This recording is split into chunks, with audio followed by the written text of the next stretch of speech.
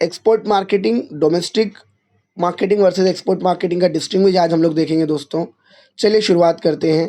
सबसे पहले कॉन्सेप्ट समझ लेते हैं, मीनिंग समझ लेते हैं डोमेस्टिक मार्केटिंग और इंटरनेशनल मार्केटिंग की। जैसे कि आपको नाम से ही समझ में आ जाना चाहिए, डोमेस्टिक मार्केटिंग अगर आप कह रहे हो, it is restricted to political boundaries और geographical boundaries of the country.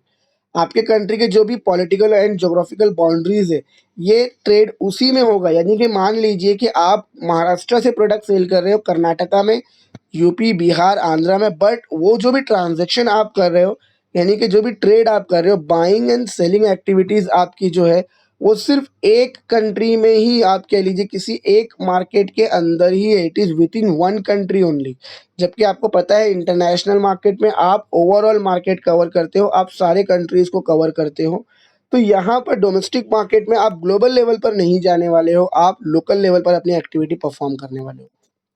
International marketing में क्या होता है? देखिए, जहाँ डोमेस्टिक मार्केटिंग में हम लोग सिर्फ with in a national and political boundaries काम कर रहे हैं, आपका buying and selling with in a national political boundaries हो रहा है डोमेस्टिक मार्केटिंग के केस में। इंटरनेशनल मार्केटिंग में ऐसा नहीं होता। इंटरनेशनल मार्केटिंग में ओवरऑल आप जो मार्केटिंग प्रैक्टिस करने वाले हो, it will be adopted to cater the global market. Guys, आप ग्लोबल मार्केट की नीड्स को सेटिस्फाई करने के लिए ओवरऑल यहाँ पर अपना जो एक्टिविटी है वो परफॉर्म करने वाले हो।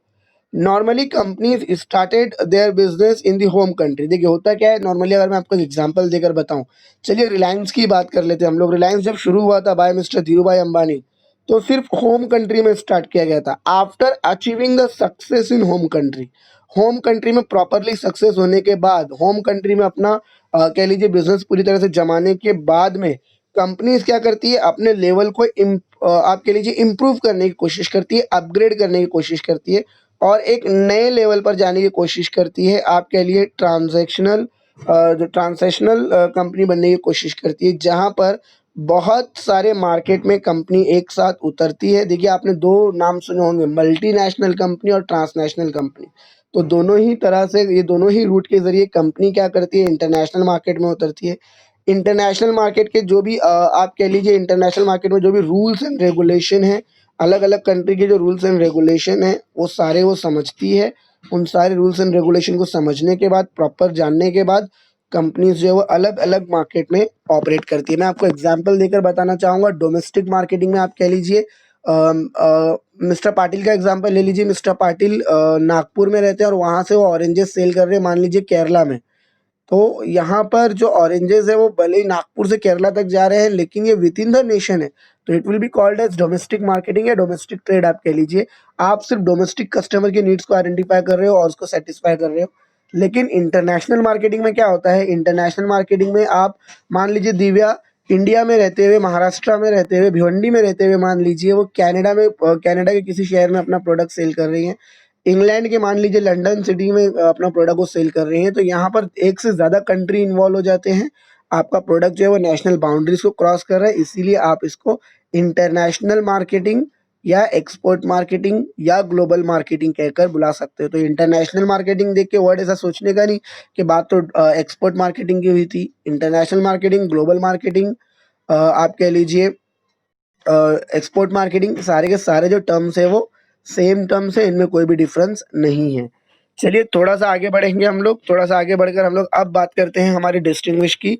सिंपल पॉइंट्स है, ऐसे तो यहाँ पर मैं आपको बहुत ज़्यादा पॉइंट्स बताने वाला हूँ, मे बी नियर अबाउट मैं आपको 14 पॉइंट्स एक्सप्लेन करूँगा। बट अल्टीमेटली जब आप एग्जाम में आंसर लिख रहे हो गाइज, एग्जाम में आंसर लिख या तो एग्जाम में जब आप ये आंसर लिख रहे हो, तो आपको याद रखना है कि ये क्वेश्चन कभी भी 7.5 मार्क्स के लिए पूछता है। तो आप मोस्टली 7 या बहुत हो गया तो 8 पॉइंट लिखोगे, उससे ज़्यादा पॉइंट आपको लिखना नहीं है। अगर टाइम है तो आप लिख सकते हो, बट मोस्टली आप 7 to 8 पॉइंट यहाँ पर आपको लिखना होता है। तो चलिए कंटिन्यू करते हैं हम लोग। अब बात कर रहा हूँ मैं डोमेस्टिक मार्केटिंग और एक्सपोर्ट मार्केटिंग या इंटरनेशनल मार्केटिंग के डिस्टिंग्विश की। बहुत सिंपल सी बात है, मीनिंग से ही शुरुआत करेंगे। जैसे कि मीनिंग में ऑलरेडी देखा हम लोगों ने कि जो आपका डोमेस्टिक मार्केटिंग है, domestic marketing is restricted to political boundaries. आपके जो पॉलिटिकल बाउंड्रीज है उसी में रेस्ट्रिक्टेड है। जो भी बाइंग एंड सेलिंग है with in one country only allowed है। जबकि इंटरनेशनल मार्केटिंग की अगर आप बात करोगे तो यहाँ पे you have to cover all the countries. जितने भी कंट्रीज़ हैं आपको सारे के सारे कंट्रीज़ जो है वो कवर करने हैं, आप ऐसा कह सकते हो। तो बाइंग एंड सेलिंग जो होगा वो ग्लोबल लेवल पर होगा, इंटरनेशनल लेवल पर होगा। सेकंड पॉइंट की बात करते हैं हम लोग, सिंपल पॉइंट है सेकंड पॉइंट। नेचर की बात करें, डोमेस्टिक मार्केटिंग, देखिए सीधी सी बात है, आप सिर्फ अपने देश में ही ऑपरेट कर रहे हो, आप यहाँ के इन्वायरमेंट को समझते हो, आप यहाँ के लोगों को समझते हो, आप यहाँ की गवर्नमेंट पॉलिसीज को समझते हो। तो ऐसे केस में जो डोमेस्टिक मार्केटिंग होता है guys, it is quite easy. अगर मैं कहूँ कि डोमेस्टिक मार्केटिंग जो है वो थोड़ा सा इजी होता है, इजी सिंपल होता है आप कह लीजिए। सिंपल और इजी होने का रीज़न क्या है? तो रीज़न बहुत सिंपल सा है, यहाँ पर आपका करेंसी जो है वो सेम होने वाला है, यूनिफॉर्म करेंसी है। जो भी बाइंग एंड सेलिंग होगा वो कॉमन करेंसी सिस्टम होगा उसके लिए। तो बाइंग एंड सेलिंग जो है वो एक ही करेंसी रुपी के फॉर्म में ही होगा। इसके अलावा आप कह लीजिए जो भी ट्रेड रेस्ट्रिक्शंस हम लोग हमेशा देखते हैं, tariff and non tariff barrier की बात किया था मैंने, वो यहाँ पर नहीं होगा। लोकल मार्केट में कोई ट्रेड रेस्ट्रिक्शन नहीं होता। इसके अलावा आप कह लीजिए आपका जो ट्रेड प्रैक्टिस है वो शॉर्ट डिस्टेंस के लिए है, तो आपके लिए ट्रांसपोर्ट ऑफ गुड्स जो है वो ईजी हो जाएगा। तो इसीलिए आप कह सकते हो कि डोमेस्टिक मार्केटिंग जो है वो उसका नेचर ईजी है, सिंपल है, आसान है। लेकिन इंटरनेशनल मार्केटिंग की अगर मैं बात कर रहा हूँ तो येस वो डिफ़िकल्ट है। अब डिफ़िकल्ट क्यों है? तो वो जितने पॉइंट्स हमने देखे इजी क्यों है, उसी के अपोजिट है। रीज़न क्या है कि यहाँ पर आपको करेंसीज जो है वो अलग अलग करेंसी इन्वॉल्व होगी। यूएस में बेच रहे हो तो डॉलर है, इंग्लैंड में बेच रहे हो तो पाउंड स्टर्लिंग हो जाएगा, कनाडा में बेच रहे हो तो कैनेडियन डॉलर है, गल्फ कंट्री में अगर बेच रहे हो, मान लीजिए सऊदी अरबिया में बेच रहे हो तो रियाल में पेमेंट करना पड़ेगा, या जो पेमेंट आएगा वो रियाल के कौन से टर्म्स में आएगा। तो यहाँ पर बहुत सारे करेंसीज इन्वॉल्व होंगे, ट्रेड रेस्ट्रिक्शन इन्वॉल्व होते हैं, आप कह लीजिए टैरिफ और नॉन टैरिफ बैरियर्स जो है वो इन्वॉल्व होते हैं। तो बहुत सारे मान लीजिए आपको ट्रेड रेस्ट्रिक्शंस देखने को मिलेंगे। यूनिफॉर्म ट्रेड प्रैक्टिसेस नहीं होगी, there is absence of uniform trade practices. हर कंपनी का, हर कंट्री का अपना एक अलग ट्रेड प्रैक्टिस होगा, तो आपको उन सारी चीज़ों के साथ में कॉप अप करना है। इसीलिए कहते हैं कि आपका जो इंटरनेशनल मार्केटिंग है गाइस, डोमेस्टिक मार्केटिंग के कंपैरिजन में एक्सपोर्ट मार्केटिंग या इंटरनेशनल मार्केटिंग जो it is quite tough, it is quite difficult. Then बात करते हैं ट्रेडिंग ब्लॉक्स की। अब ट्रेडिंग ब्लॉक का सबसे पहले तो आप मतलब समझ लीजिए। ट्रेडिंग ब्लॉक का मतलब होता है economic grouping of the nation. 2, 3, 4, 5 nation आपस में मिलकर एक ग्रुप बनाते हैं, और वो लोग क्या करते हैं, आपस में एक दूसरे के साथ में ट्रांजैक्शन करते हैं। जो भी रेस्ट्रिक्शन है आपस में एक दूसरे के लिए हटा देते हैं और कॉमन एक्सटर्नल बैरियर यूज़ करते हैं। यानी कि जो बाकी नेशन है, जो इनके ग्रुप के बाहर के नेशन है, उनके लिए कॉमन एक्सटर्नल बैरियर ये लोग यूज़ करते हैं। इसको बोलते हैं ट्रेडिंग ब्लॉक। आसान भाषा में कहूँ तो it is nothing but a group of country who comes together to conduct a trade और to make easy a trade. Trade को आसान करने के लिए ये लोग आते हैं। तो ये जो आपका ओवरऑल मान लीजिए आपका डोमेस्टिक ट्रेड है, डोमेस्टिक ट्रेड में ट्रेडिंग ब्लॉक अवेलेबल नहीं होगा। आप कह लीजिए जो टैरिफ और नॉन टैरिफ बैरियर्स है वो अवेलेबल नहीं होंगे। तो इसीलिए यहाँ पर आप जो आपका मार्केटिंग एक्टिविटी है, डोमेस्टिक मार्केटिंग एक्टिविटी, आप उसको ईजिली एक्सपांड कर सकते हो। इंटरनेशनल मार्केटिंग में ऐसा नहीं है। इंटरनेशनल मार्केटिंग में आपको ट्रेडिंग ब्लॉक का कॉन्सेप्ट देखने को मिलेगा। टैरिफ एंड नॉन टैरिफ जो बैरियर्स है वो भी एग्जिस्ट करते हैं। तो इसीलिए क्या कहा गया, actually they restrict the free movement. आपका जो फ्री ट्रेड है उसको ये रेस्ट्रिक्ट करते हैं। और ओवरऑल यहाँ पर जो ट्रेडिंग ब्लॉक है वहाँ पर तो आपका जो ट्रेडिंग है वो फ्री होगा, बट जो अदर नेशन है वहाँ पर रेस्ट्रिक्शंस होंगे। देन बात करते हैं हम लोग लाइसेंसिंग एंड प्रोसीजर की। यस, डोमेस्टिक मार्केटिंग प्रोसीजर बहुत सिंपल हो जाएगा। It is free from the licensing and lengthy process. आपका जो लेंदी प्रोसीजर है आपको वो करने की ज़रूरत नहीं है, ज़्यादा फॉर्मेलिटीज़ इन्वॉल्व नहीं है। आप कह लीजिए फॉर्मेलिटीज़ जो है वो बहुत ही कम है लोकल मार्केट में, या कह लीजिए डोमेस्टिक मार्केट में। गाइज अगर मुझे इंडिया से मान लीजिए अगर मुझे महाराष्ट्र से अगर केरला कोई प्रोडक्ट सेल करना है, तो उसके लिए मुझे उसका बहुत ज़्यादा इंस्पेक्शन या वेरिफिकेशन या कस्टम जो प्रोसीजर या फॉर्मेलिटीज़ है वो पूरा नहीं करना पड़ता। लेकिन अगर मैं इंटरनेशनल मार्केटिंग में हूँ गाइस, तो यहाँ पर आप कह लीजिए इंटरनेशनल मार्केटिंग के लिए मुझे जो लाइसेंसिंग है या मान लीजिए जो परमिशंस हैं वो लेने पड़ेंगे। एक लेंदी प्रोसीजर, बहुत सारा डॉक्यूमेंटेशन मुझे कंडक्ट करना पड़ेगा, जो बहुत ज़्यादा टाइम कंज्यूमिंग हो सकता है, जो बहुत ज़्यादा डिफ़िकल्ट या मान लीजिए कॉम्प्लिकेटेड हो सकता है। तो डोमेस्टिक मार्केटिंग में आपको लाइसेंसिंग और प्रोसीजर जो है बहुत सिंपल है, वेयर एज इंटरनेशनल मार्केटिंग में इट इज़ क्वाइट डिफ़िकल्ट। अब बात करते हैं इन्वायरमेंटल चेंजेस की।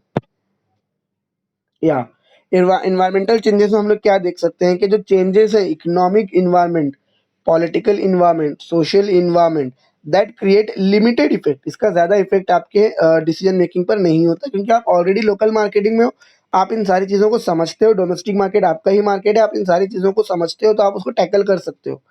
लेकिन यही चेंजेस जो इकोनॉमिक चेंजेस कह लीजिए आप या पॉलिटिकल या कह लीजिए जो सोशल चेंजेस एनवायरनमेंट में होते हैं, गाइस इंटरनेशनल मार्केट में जब ये चेंजेस होते हैं तो it is far reaching effect on the international market scenario.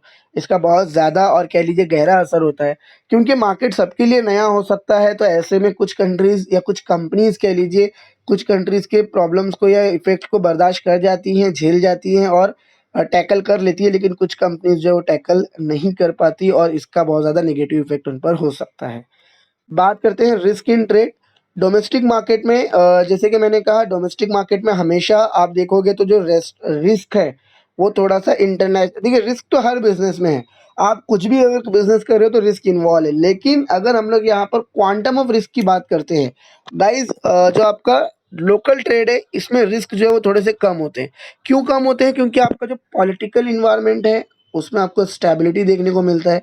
आपका जो एरिया ऑफ ऑपरेशन है it is quite limited, rules and regulation आप इजीली समझ जाते हो। तो इसीलिए ये जो पर्टिकुलर मार्केट है आपका लोकल मार्केट, यहाँ पर रिस्क जो है वो थोड़ा कम हो जाएगा। लेकिन जब आप इंटरनेशनल मार्केट की बात करोगे तो यहाँ पर जो पॉलिटिकल फैक्टर है, मार्केट सेंसिटिविटी है, देन इसके अलावा आप कह लीजिए जो आपका एरिया ऑफ ऑपरेशन है वो काफ़ी वास्ट हो जाता है। तो ऐसे में रिस्क भी काफ़ी ज़्यादा होगा। आपको बहुत सारे रिस्क ऐसे हैं जो मोस्टली इंटरनेशनल मार्केट में ही देखने को मिलते हैं। लाइक आप कह लीजिए जो फॉरेन एक्सचेंज रिस्क है स्पेशली, वो आपको इंटरनेशनल मार्केट में ही देखने को मिलता है, लोकल मार्केट में अवेलेबल नहीं होता है। अब बात करते हैं कंपटीशन की। गाइस कंपटीशन अगर डोमेस्टिक मार्केट की मैं बात करूं तो टू फेस कंपटीशन होता है। आपको सिर्फ दो लोगों से कॉम्पीट करना है। एक तो आपके लोकल जो सेलर है उनके साथ और जो सप्लायर है उनके साथ, जो लोकल आपके कॉम्पिटिटर है उनके साथ में आपको कॉम्पीट करना है। दूसरा जो बाहर से आपके देश में आए हैं आपको उनके साथ में कंपटीशन करना है। तो यहाँ पर जो कंपटीशन है वो टू फेस कंपटीशन है, यानी कि कम कंपटीशन है आप कह लीजिए। तो जो स्कोप ऑफ कंपटीशन है दैट इज रेस्ट्रिक्टेड, क्योंकि यूनिफॉर्म बिजनेस इन्वायरमेंट है इसीलिए वो थोड़ा सा कम होगा। लेकिन इंटरनेशनल मार्केट में जैसे कि हम लोगों ने फीचर में भी देखा था, एक्सपोर्ट मार्केटिंग में थ्री फेस कंपटीशन होता है। यानी कि आप अपने देश के एक्सपोर्टर अपने देश के सेलर के साथ में कॉम्पीट करते हो। मान लीजिए आप यूएस में जाकर बिजनेस कर रहे हो तो आपको यूएस के जो डोमेस्टिक सेलर है उनसे कॉम्पीट करना है। और तीसरा मान लीजिए आपके जैसे और भी पाकिस्तान से भी कुछ सेलर आएंगे तो आपको, इंडोनेशिया से भी कुछ सेलर आएंगे तो आपको उनसे भी कॉम्पीट करना है। तो यहाँ पर जो आपका कॉम्पिटिशन है वो थ्री फेस कॉम्पिटिशन हो जाता है इंटरनेशनल मार्केटिंग में।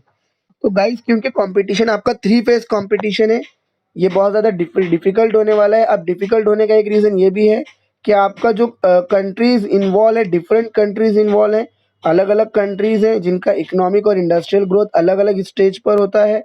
तो क्योंकि अलग अलग स्टेज पर ये ग्रोथ एक्चुअली है, तो आप हर एक मान लीजिए मार्केट के लिए आपको एक अलग स्ट्रेटेजी प्रिपेयर करना पड़ता है। कंपटीशन बहुत हैवी हो सकता है, बहुत डिफिकल्ट हो सकता है। गवर्नमेंट इंटरफेरेंस की बात करोगे अगर आप, तो डोमेस्टिक एक्टिविटीज़ में गवर्नमेंट का इंटरफेरेंस मान लीजिए बहुत ही कम है। लेकिन इंटरनेशनल मार्केट में आपको जब आप इंटरनेशनल मार्केटिंग में डील कर रहे हो तो गवर्नमेंट इंटरफेरेंस जो आपको मिलने वाला है, गवर्नमेंट इंटरफेरेंस काफ़ी ह्यूज होगा। गवर्नमेंट हमेशा ऑब्जर्व करता है इंटरनेशनल ट्रांजैक्शंस को, इंटरनेशनल मार्केटिंग एक्टिविटीज़ को। तो गवर्नमेंट इंटरफेरेंस सिंपल टर्म्स में कहूँ तो कम होगा आपको डोमेस्टिक मार्केटिंग में, ज़्यादा होगा इंटरनेशनल मार्केटिंग में। देन बात करते हैं डिविजन्स की। बेसिकली डोमेस्टिक मार्केटिंग में it has no divisions at it is one integrated market activity. आप एक ही मार्केट की बात कर रहे हो तो डिविजन्स नहीं है। लेकिन फॉरेन मार्केटिंग की अगर बात करूं तो overall two broad divisions available है। एक होता है फॉरेन मार्केट, यानी कि आप सिर्फ यूएस में जाकर बिजनेस करें तो that market is foreign market. और एक होता है मल्टीनेशनल मार्केट, मतलब आप यूएस के अलावा कनाडा, गल्फ कंट्रीज, मान लीजिए एशियन नेशन, सब जगह पे अपना प्रोडक्ट जो है वो आप एक्सपोर्ट कर रहे हो। तो यहाँ पर आप कह सकते हो कि आपका जो ओवरऑल एक्टिविटीज़ है वो मल्टीनेशनल है, आप एक से ज़्यादा कंट्री में डील कर रहे हो, ऐसा आप कह सकते हो। उसके बाद बात होती है क्वांटिटी इन्वॉल्व। नॉर्मली जो डोमेस्टिक एक्टिविटी है गाइस, डोमेस्टिक मार्केट जो है, अगर आप सिंपल अगर सेंस लगाओगे तो आपको समझ में आ जाएगा। Normally domestic marketing activities conducted in a small quantity. Obvious सी बात है, सिर्फ आपके देश के जो कस्टमर है आप सिर्फ उनको सेटिस्फाई करने वाले हो, तो जो आपका क्वांटिटी है वो भी स्मॉल होगा। प्रॉफिट क्योंकि क्वांटिटी स्मॉल है तो प्रॉफिट पोटेंशियल भी लिमिटेड होगा, स्मॉल होगा। इंटरनेशनल एक्टिविटी में लार्ज क्वांटिटीज़ में डील होता है, प्रॉफिट पोटेंशियल जो है वो भी ज़्यादा होगा क्योंकि आपके नंबर ऑफ कस्टमर ज़्यादा हो जाते हैं। मान लीजिए मैं सिर्फ डोमेस्टिक मार्केट में तो खाली इंडिया के कस्टमर है, इंटरनेशनल मार्केट में अगर मैं उतरता हूँ तो यूएस, यूके सभी जगह के कस्टमर जो है वो मुझे मिलने वाले हैं। अब बात कर लीजिए इंसेंटिव्स की। या देखिए, जब मैं लोकल मार्केट में ऑपरेट करता हूँ, होम मार्केट में ऑपरेट करता हूँ, तो मुझे जो स्पेशल कंसेशन या फैसिलिटीज़ हैं, जो इंसेंटिव्स मुझे मिलते हैं, जो भी नॉर्मली इंसेंटिव्स हैं, वो नॉर्मल मैन्युफैक्चरर या ट्रेडर को अवेलेबल नहीं होते। लेकिन जब मैं इंटरनेशनल मार्केट या एक्सपोर्ट मार्केटिंग में उतरता हूँ, तो मुझे कुछ स्पेशल इंसेंटिव्स मिलते हैं। कौन से स्पेशल इंसेंटिव्स है, तो हम लोगों ने लास्ट लेक्चर में भी देखा था, ड्यूटी ड्रॉबैक है, टैक्स एग्जम्पशन है। तो इस तरीके से जो भी मैं मैन्युफैक्चर करता हूँ एक्सपोर्ट ओरिएंटेड गुड्स, उनके ऊपर मुझे बहुत सारा बेनिफिट या मान लीजिए इंसेंटिव्स मिलने वाला है, प्रॉफिट मिलने वाला है। नेक्स्ट बात करते हैं हम लोग एजेंसीज इन्वॉल्व। इंटरनेशनल मार्केट की बात करना है और डोमेस्टिक मार्केट की बात करना है। पहले डोमेस्टिक मार्केट की बात करते हैं। नॉर्मली डोमेस्टिक मार्केट में आपका होलसेलर अवेलेबल होता है, रिटेलर अवेलेबल होता है, डीलर्स अवेलेबल होंगे। तो एक सिंपल चेन होगा होम मार्केट का, कह लीजिए होम मार्केट के ही सारे लोग होंगे यहाँ पर। लेकिन जब आप इंटरनेशनल मार्केट की बात कर रहे हो तो यहाँ पर एज एन एजेंसी बहुत सारे लोग इन्वॉल्व होंगे। मैन्युफैक्चरर के अलावा कह लीजिए एक्सपोर्टर हो सकता है, मर्चेंट एक्सपोर्टर हो सकते हैं। मैन्युफैक्चरर एक्सपोर्टर का मतलब होता है जो व्यक्ति खुद प्रोड्यूस करता है, खुद सेल करता है। मर्चेंट एक्सपोर्टर वो होता है जो प्रोड्यूस नहीं करता, किसी और से खरीद के सेल करता है। इसके अलावा ट्रेडिंग हाउसेज हो सकते हैं, एक्सपोर्ट हाउस या ट्रेडिंग हाउस। एक्सपोर्ट हाउस या ट्रेडिंग हाउस वो इंस्टीट्यूशन होती है जो लार्ज क्वांटिटी में देश में से छोटे स्मॉल ट्रेडर से गुड्स खरीदती है और फिर एक्सपोर्ट करती है। इन्हें बनाया ही एक्सपोर्ट पर्पस के लिए जाता है, आप कह लीजिए।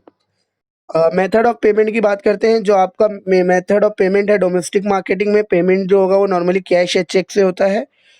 सिंपल आपके ही करेंसी में होगा। लेकिन इंटरनेशनल मार्केटिंग में पेमेंट के बहुत सारे तरीके हैं। डॉक्यूमेंट्री बिल हो सकता है, लेटर ऑफ क्रेडिट, ये टर्म हम लोग आगे देखने वाले हैं। बहुत ही सिंपल टर्म लेकिन बहुत ही इंपॉर्टेंट टर्म है।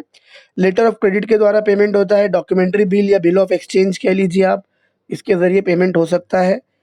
करेंसी की अगर बात करें, सीधी सी बात है, सिर्फ एक करेंसी इन्वॉल्व है डोमेस्टिक मार्केट में, दैट इज़ रुपी, जैसे कि आप देख सकते हो।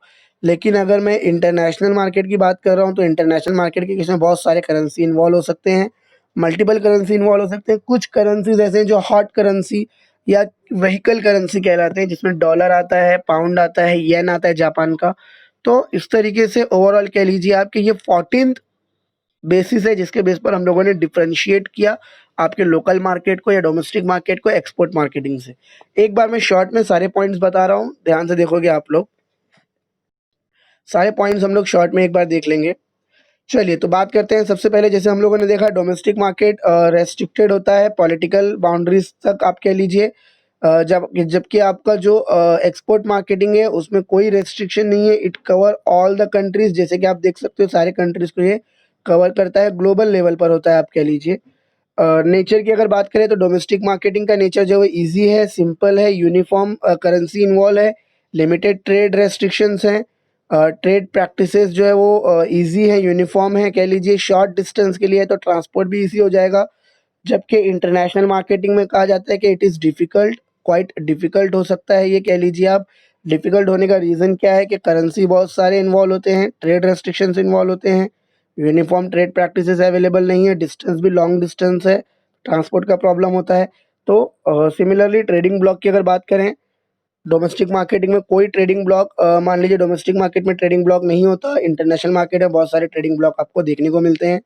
लाइसेंसिंग एंड प्रोसीजर की बात करेंगे अगर आप, डोमेस्टिक मार्केट का प्रोसीजर बहुत सिंपल होता है, ईजी होता है, क्योंकि फॉर्मेलिटीज़ की बात करें हम लोग वो कम है। इंटरनेशनल मार्केटिंग का लेंदी प्रोसीजर होता है क्योंकि फॉर्मेलिटीज़ बहुत कॉम्प्लिकेटेड होते हैं, टाइम कंज्यूमिंग होते हैं।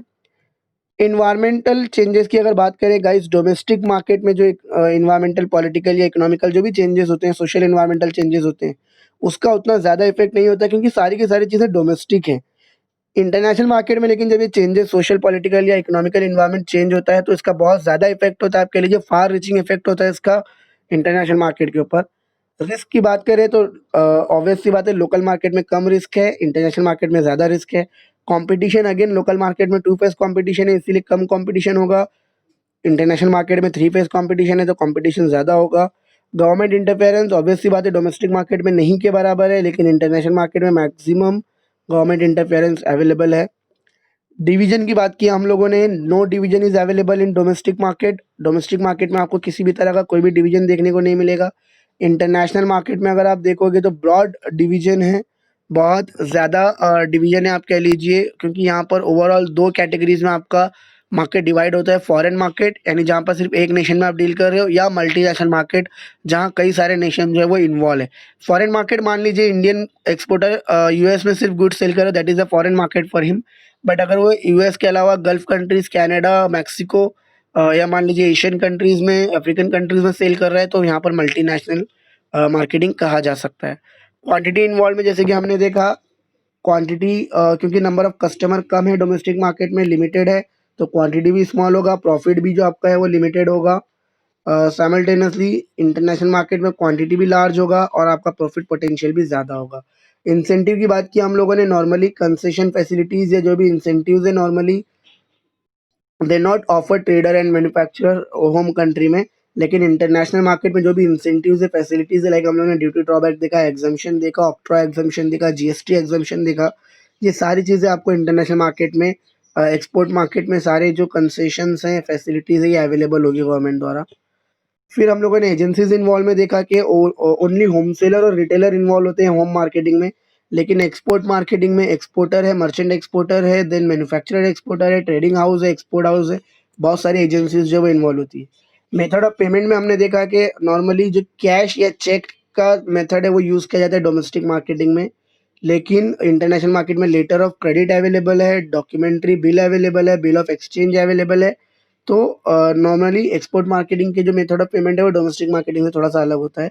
सिमिलरली यूज़ ऑफ करेंसी की अगर हम लोग बात करें तो इंडिया में सिर्फ आप बिजनेस करें तो सिर्फ रुपी में आपका बिजनेस जो है वो कंडक्ट होता है, लेकिन जब आप इंटरनेशनल मार्केट में उतर गए हो, इंटरनेशनल मार्केट में डील कर रहे हो, तो यहाँ पर आप कह सकते हो कि जो करेंसीज है वो डॉलर है या पाउंड है या हॉट करेंसी, कुछ व्हीकल करेंसी है वो यूज़ हो सकती है। तो करेंसीज जो है वो मल्टीपल करेंसी इस्तेमाल होगी इंटरनेशनल मार्केट में। तो फ्रेंड्स ओवरऑल ये चीज़ें हैं जो ओवरऑल इस्तेमाल की जाती है इंटरनेशनल मार्केटिंग के केस में, राइट। इंटरनेशनल मार्केटिंग में इतने टर्म्स है जो यूज़ होंगे। नाउ यहाँ पर हमारा ओवरऑल ये जो सेशन है कंप्लीट होता है। कल हम लोग नेक्स्ट सेशन देखेंगे। अभी मैं आप लोगों को अनम्यूट कर दूंगा, आप अपने आप को अनम्यूट कर दीजिए, तो हम लोग जो भी डाउट है वो डाउट क्लियर कर सकते हैं। ओके, तो thank you for the session, to attending the session, thank you so much.